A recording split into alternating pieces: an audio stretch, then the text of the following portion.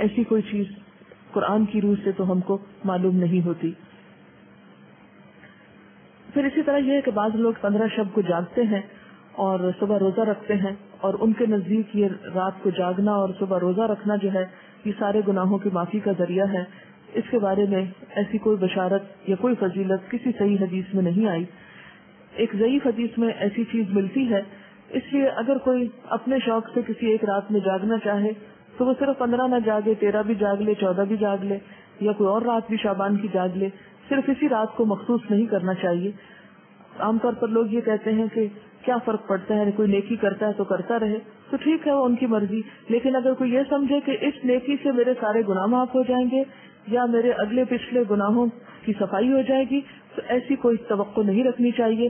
وہ تو یہ بھی ہو سکتا ہے کہ آپ کسی بھی وقت اللہ سے رو کر دعا مانگے تو ہو سکتا ہے پچھلے سارے گناہ معاف ہو جائیں. لیکن اس رات کے بارے میں ایسی کوئی صحیح حدیث جو ہے وہ نہیں ملتی. آپ دیکھیے کہ یہ سب چیزیں بیان کرنے کا مقصد کیا ہے. مقصد یہ نہیں ہے کہ لوگوں کو ایک نیکی سے ہٹایا جائے.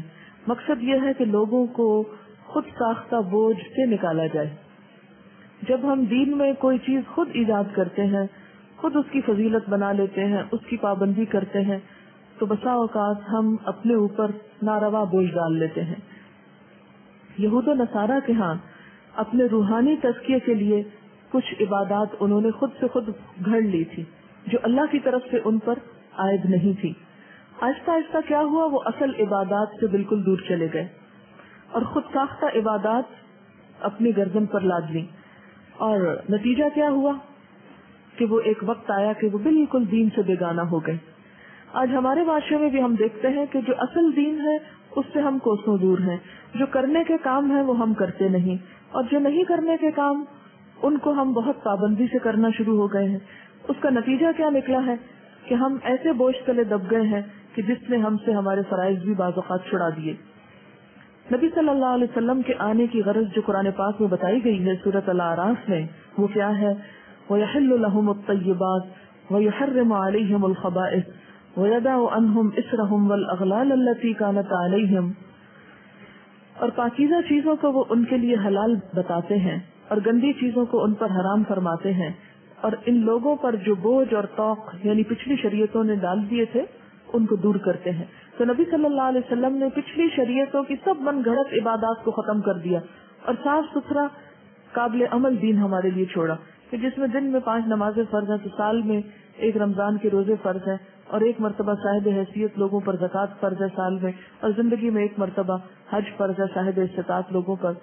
اس کے علاوہ کچھ چیزیں سنت کے درجے میں، کچھ نوافل کے، کچھ مستحب کے درجے میں ہے کہ کر لو تو بہت اچھا، نہیں کر سکتے تو پوچھ نہیں. اور کبیرہ گناہوں سے بچنے پر زور ہے. پھر صغیرہ گناہوں کو بھی ڈسکریج کیا گیا. بہت زیادہ ریچولز میں لوگوں کو نہیں الجھایا گیا، بہت زیادہ پابندیاں ان پہ نہیں لگائی گئی. لیکن جو ہی ہم دین کا نام لیتے ہیں تو ہمارے سامنے کرو اور نہ کرو کچھ ایسی چیزیں آ جاتی ہیں کہ جو عموماً پریشان کر دیتی ہیں. اسی طرح ایک اور چیز بھی ہمارے ہاں مشہور ہے، اور وہ سلامی روزہ ہے جو شعبان کے مہینے میں رکھا جاتا ہے. شعبان کے آخری دن استقبال رمضان کے لیے بعض لوگ روزہ رکھتے ہیں جس کو سلامی روزہ بولتے ہیں. اور سلامی اس کو کیوں کہتے ہیں کہ رمضان کو سلام کر رہے ہیں. یہ نہ تو حضور صلی اللہ علیہ وسلم نے خود رکھا، نہ کسی کو رکھنے کی اجازت دی. آپ کا حکم کیا ہے کہ نصف شعبان کے بعد نفلی روزے مت رکھو. ہاں اگر کسی کا فرض رہتا ہے قضا تو وہ رکھ لے. نفلی روزے رکھنے سے نصف کے بعد منع کیا. اس کی وجہ کیا ہے کہ نصف کے بعد رمضان کی تیاری مقصود ہے، کیونکہ روزے سے بہرحال کمزوری تو ہوتی ہے، تھک جاتا ہے انسان. ایسا نہ ہو کہ شعبان میں نفلی رکھ کے اتنا تھک جائے کہ جب فرض کی ادائیگی کا وقت آئے تو بیمار پڑ جائے. پھر اسی طرح بہت سی چیزیں صرف سنی سنائی ہیں اور آگے بیان ہوتی رہتی ہیں. اور اس کے بارے میں آپ جانتے ہیں کہ آپ صلی اللہ علیہ وسلم نے فرمایا کہ کسی شخص کے جھوٹا ہونے کے لیے اتنا ہی کافی ہے کہ وہ ہر سنی سنائی بات کو آگے بیان کرنا شروع کر دے. تو ہمیں کوئی بھی بات کسی کو بھی آگے بتانے سے پہلے ضروری ہے کہ اس کی تصدیق اور تحقیق ہو جائے تاکہ خدا کے ہاں ہم جواب دہ نہ ہوں. اور آپ نے وہ حدیث بھی پڑھ رکھی ہے کہ آپ صلی اللہ علیہ وسلم نے فرمایا من کذب علی متعمدا فلیتبوأ مقعدہ من النار. جس نے جان بوجھ کر مجھ پہ جھوٹ گھڑا اس کو چاہیے کہ اپنا ٹھکانہ جہنم میں بنا لے۔ اسی طرح ایک بہت مشہور بات جو شبرات سے منسلک ہے وہ آپ صلی اللہ علیہ وسلم کی جنت البقیع میں حاضری ہے۔ حضرت عائشہ فرماتی ہے کہ اللہ کے رسول صلی اللہ علیہ وسلم جب میری باری کے دن میرے گھر تشریف لاتے تو جنت البقیع ضرور جاتے۔ ایک دن میں نے ان کا پیچھا کیا، آپ قبرستان تشریف لے گئے اور مردوں کے لیے استغفار کرتے رہے۔ آپ کا معمول تھا کہ ہفتہ عشرہ میں قبرستان جایا کرتے تھے، لیکن 15ویں شعبان کو خاص طور پر قبرستان جانا آپ سے کہیں بھی ثابت نہیں، یعنی یہ آپ روٹین میں جاتے تھے، مخصوص یعنی خاص طور پر 15ویں شعبان کے لیے بات نہیں آتی۔ جن روایات میں ہے وہ ضعیف ہے یا موضوع روایات ہیں، اس لیے ہمارے ہاں جو عام طور پر رواج ہے کہ 15ویں شعبان کو لوگ رات کے وقت بعض اوقات قبرستان جاتے ہیں، وہاں قبروں پہ چراغاں کرتے ہیں یا خاص قسم کے عمل کرتے ہیں، تو ایسی کوئی چیز جو ہے نبی صلی اللہ علیہ وسلم کی سنت سے ثابت نہیں۔ جو ثابت ہے وہ کیا ہے کہ گاہے بگاہے آپ جاتے تھے، خصوصاً مرد حضرات کو جانا چاہیے۔ آپ صلی اللہ علیہ وسلم نے قبرستان جانے کے لیے کیا فرمایا ہے کہ كنت نهيتكم عن زيارة القبور فزوروها فإنها تزهد الدنيا وتذكر الآخرة۔ میں تم کو پہلے قبروں کی زیارت سے منع کیا کرتا تھا، لیکن اب تم جایا کرو کیونکہ وہ دنیا سے بے رغبتی اور آخرت سے بارغبت کرتی ہے، یعنی آخرت کو یاد دلاتی ہے اور دنیا سے بے رغبت کرتی ہے۔ لیکن ہمارے ہاں عام طور پر تو لوگ قبرستان کے پاس سے گزرتے ہوئے بھی اپنے شغل میلوں میں مشغول رہتے ہیں اور قبر والوں کو بھول جاتے ہیں، کوئی ان کو سلام نہیں کرتے، نہ ان کو دعا دیتے ہیں۔ اور اسی طرح وہاں کبھی عبرت کی نظر سے کتنے لوگ ہیں، آپ سب جا کے اپنے گھر والوں سے پوچھئے کہ کتنے لوگوں نے اس حدیث پر عمل کیا کہ نبی صلی اللہ علیہ وسلم نے جو فرمایا ہے کہ قبروں کی زیارت کیا کرو کیونکہ وہ دنیا سے بے رغبت کرتی ہیں اور آخرت کی یاد دلاتی ہیں۔ ہم میں سے کتنوں کے باپ، بھائی، بیٹے صرف اس غرض سے کبھی قبرستان گئے ہوں کہ جا کے اپنی موت کو یاد کر کے آئیں، نہ ہونے کے برابر۔ لیکن جو چیز اللہ کے رسول صلی اللہ علیہ وسلم نے نہیں کی وہ ہم سب شوق سے کرتے ہیں اور اس میں پھر ایک میلے کا سما بھی پیدا کر لیتے ہیں۔ تو بات یہ ہے کہ ہمیں ان طریقوں کو عام کرنے کی ضرورت ہے جن کے بارے میں ہم سے پوچھا جائے گا اور قیامت کے دن ہم سے حساب لیا جائے گا، اور ان چیزوں سے بچنے کی ضرورت ہے کہ جن کے بارے میں ہمیں کہا نہیں گیا اور ہم نے خود ساختہ طور پر دین میں ان کو شریک کر لیا۔ آپ دیکھیے کہ جیسے کہ پہلے شروع میں نے عرض کیا کہ اس رات کے بارے میں جو سورۃ الدخان کی آیت کوٹ کی جاتی ہے، تو یاد رہے کہ سورۃ الدخان مکہ میں نازل ہوئی اور شعبان کے لیے جنت البقیع جانے کی روایت مدینہ سے تعلق رکھتی ہے۔ یہ کس طرح ہو سکتا ہے کہ ایک کام مکہ ہوا اور دوسرا مدینہ ہوا؟ یہ سب باتیں اس لیے مشہور ہوئی کہ ان کی اصل حقیقت پر غور نہیں کیا گیا اور صرف دیکھا دیکھی یا سنا سنائی میں یہ چیزیں عام کر کے لوگوں میں اتنی پھیلا دی گئی کہ اگر کوئی شخص اس کے بارے میں یہ بتائے بھی کہ یہ درست نہیں تو عموماً اسی کو برا بھلا کہا جاتا ہے اور ان چیزوں پر اصرار کیا جاتا ہے۔ یہ تھی اصل حقیقت جو میں نے آپ کے سامنے رکھی ہے۔ اگر آپ چاہیں تو اس کو قبول کر لیں اور چاہیں تو آپ وہی کریں جو آپ کرتے رہتے ہیں، کیونکہ میرا حساب بھی اللہ کے ذمہ ہے اور آپ کا بھی۔ ہم میں سے کوئی کسی کا ذمہ دار بنا کے نہیں بھیجا گیا، ہر ایک کو خود جواب دہی کرنی ہے۔ فرض یہ بنتا ہے کہ جو بات انسان کو معلوم ہو وہ دوسروں تک پہنچا دے۔ تو خلاصہ کیا ہے ساری گفتگو کا کہ نمبر 1 کہ بابرکت رات جس کی طرف سورۃ الدخان میں اشارہ کیا گیا ہے وہ لیلۃ القدر کی رات ہے، اور لیلۃ القدر رمضان کی رات ہے، 15 شعبان کی رات نہیں ہے۔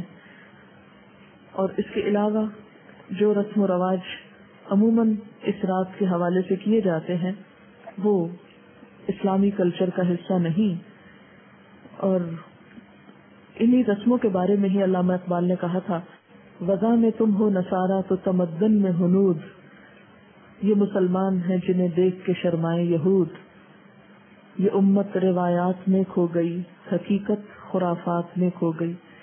تو بات یہ ہے کہ خرافات اتنی عام ہو گئی ہیں کہ اصل حقیقت ہماری نظروں سے اوجھل ہو گئی ہے۔ میکسیمم جو کرنے کا کام ہے وہ یہ کہ روزے رکھیے، اور وہ بھی 15 کے بعد نفلی نہیں، اگر پچھلے سال کے آپ کے کوئی چھٹے ہوئے ہیں تو ان کو پورا کر لیجئے۔ کچھ دن پہلے عیسائیوں کے ہاں بھی مردوں کی عید منائی گئی۔ شارع فیصل پر عیسائیوں کے قبرستان پر بے انتہا رش تھا، لوگ صبح سے چرچ چلے گئے تھے۔ میں اکثر سوچا کرتی تھی کہ یہ ٹرینڈ ہمارے ہاں ہندوؤں سے آیا ہے یا کرسچن سے۔ پوچھا جا سکتا ہے، اگر آپ کے کوئی ہمسائے ہوں تو آپ پوچھ لیجئے اور بتا دیجئے تاکہ ہمارے علم میں بھی اضافہ ہو۔ کسی بھی کلچر سے ہو سکتا ہے، لیکن بہرحال اسلامی کلچر نہیں ہے۔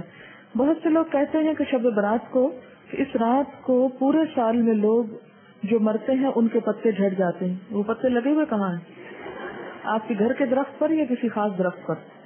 یہ بھی ایک سنی سنائی بات ہے۔ کسی قرآن حدیث سے یہ نہیں پتا چلتا کہ پتا گرنے سے کوئی مرتا ہے۔ کسی بزرگ سے پوچھا گیا کہ کون سی رات شب قدر ہے، تو انہوں نے کہا ہر رات شب قدر ہے اگر تو اس کی قدر جانے، یعنی ہر رات کو اگر تم عبادت کرو تو اللہ کے ہاں بہت بڑی، تہجد کے وقت اٹھو، مراد یہ ہے۔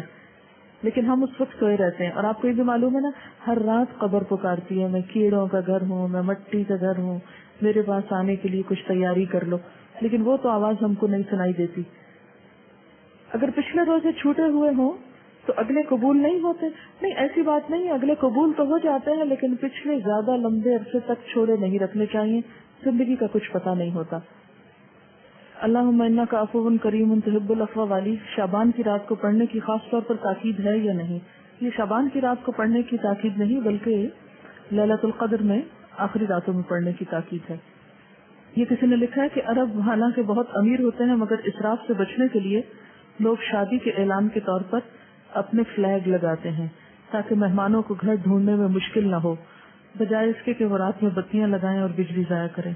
یہ ایک اچھا آلٹرنیٹ ہے، آپ کوئی اور علامت بھی رکھ سکتے ہیں۔ اکثر لوگ اس ماہ میں قبروں پر جا کر دعا کرتے ہیں اور قبروں پر مٹی وغیرہ رکھتے ہیں یا ٹھیک کرواتے ہیں۔ یہ تو کسی بھی وقت کرائی جا سکتی ہے قبروں کی درستگی، جب قبروں کو درست ہونے کی ضرورت ہو، نہ کہ صرف اس رات میں یا اس مہینے میں۔ بڑی رات سمجھ کر 15ویں شب کو مغرب کی نماز پڑھنے کے بعد اوابین پڑھتے ہیں 6 رکعت، کیا یہ پڑھ سکتے ہیں؟ یہ اگر آپ نے پڑھنا ہے تو عام طور پر پڑھا کریں، صرف اسی ایک رات میں کیوں پڑھ کے فارغ ہونا چاہتے ہیں؟ اگر شعبان کے مہینے میں فرض چھٹے ہوئے روزے رکھ لیں تو کوئی حرج نہیں، تو پہلے بتا دیے گئے کہ کوئی حرج نہیں۔ کیا 15 شعبان کی رات اور اگلے دن کے روزے کا کانسیپٹ اور ممالک میں بھی ملتا ہے؟ جی ہاں، بعض اور ممالک میں بھی ضعیف احادیث پر لوگ عمل کرتے ہیں اور کچھ نہ کچھ عبادت وغیرہ کرتے ہیں، لیکن یہ کہ جس طرح ہمارے ہاں خاص طور پر آتش بازی اور مردوں کی عید اور اس قسم کی چیزیں ہیں، یہ عموماً نہیں ملتی۔ وآخر دعوانا ان الحمد للہ رب العالمین۔ بسم اللہ